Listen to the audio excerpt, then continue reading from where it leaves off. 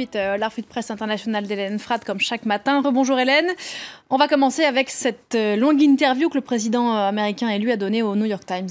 Après avoir accepté puis annulé cet entretien, Donald Trump a finalement accepté de rencontrer hier les journalistes du quotidien, qui a fait campagne, on le sait, pour la candidature de son adversaire, Hillary Clinton. The New York Times, avec lequel le président élu entretient des rapports pour le moins houleux, résume ainsi la rencontre. Donald Trump, qui s'est dit ouvert à la discussion sur un certain nombre de sujets, révélant ainsi une forme de volatilité, je cite, s'est en revanche montré intraitable sur d'autres questions. Premier sujet brûlant, vous l'avez évoqué, le sort qu'il entend réserver à son ex-rival, qu'il avait promis de traîner devant la justice pour l'affaire de ses mails privés durant sa campagne. Eh bien, le président élu déclare à présent qu'il ne souhaite pas nuire aux Clinton, je le cite, et qu'il n'a pas l'intention, du moins pour le moment, de poursuivre l'ancienne secrétaire d'État. S'agissant de l'accord sur le climat de Paris, il dit vouloir garder l'esprit ouvert après avoir promis d'en retirer les États-Unis. Je regarde ça de très près, je reste ouvert sur cette question, a-t-il ajouté, précisant qu'il y a un lien, quelque chose entre les êtres humains et le changement climatique, même si tout dépend à quel point, je le cite, une déclaration en tout cas qui diffère sensiblement de ses propos sur le canular du changement climatique.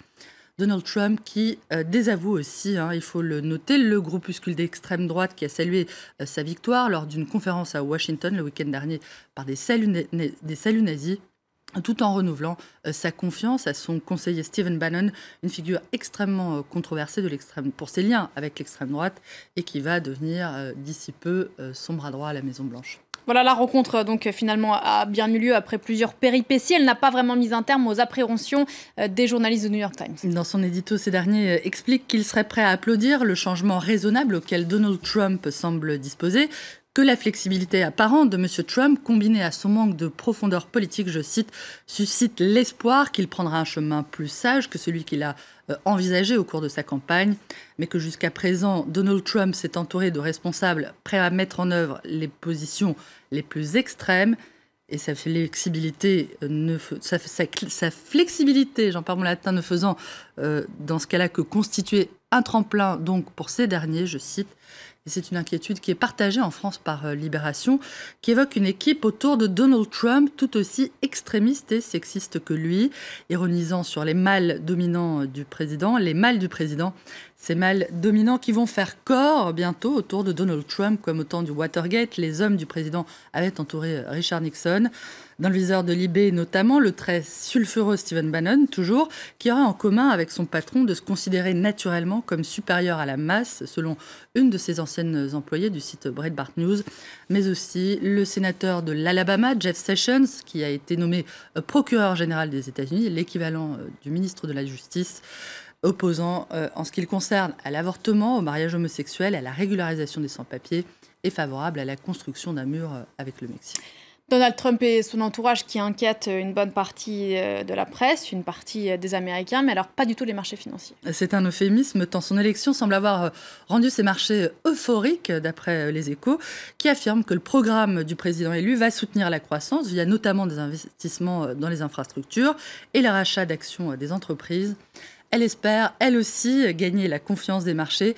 Theresa May présente aujourd'hui un budget rectificatif post-Brexit qui prévoit notamment une hausse du salaire minimum et là encore des investissements dans les infrastructures. La Grande-Bretagne est-elle encore libérale, s'interroge Lacroix, qui explique que les mesures adoptées par la première ministre britannique constituent une rupture avec l'orthodoxie libérale dont feu Margaret Thatcher a longtemps été l'icône outre-Atlantique. On termine cette revue. Outre-Manche, pardonnez-moi. Tout à fait, autrement. On termine cette revue de presse avec l'humanité qui s'alarme du spectre du génocide, je cite, qui menacerait le Burundi. Alors que les ONG alertent sur les exactions commises par le régime du président Pierre Nkurunziza, l'UMA livre ce matin, Pauline, plusieurs témoignages qui ont été recueillis par la Fédération internationale des droits de l'homme, qui accrédite la thèse d'une répression de type ethnique en cours. Si elle relève que les Tutsis ne sont pas les seuls visés par le pouvoir, la FIDH évoque un ressort ethnique suffisamment instrumentalisé pour qualifier la situation actuelle de répression aux dynamiques génocidaires, je cite, tandis que le secrétaire général adjoint de l'ONU affirme que la manipulation de l'ethnicité est encore là 10 ans après la fin de la guerre civile. Merci Hélène, c'était la revue de presse internationale. Merci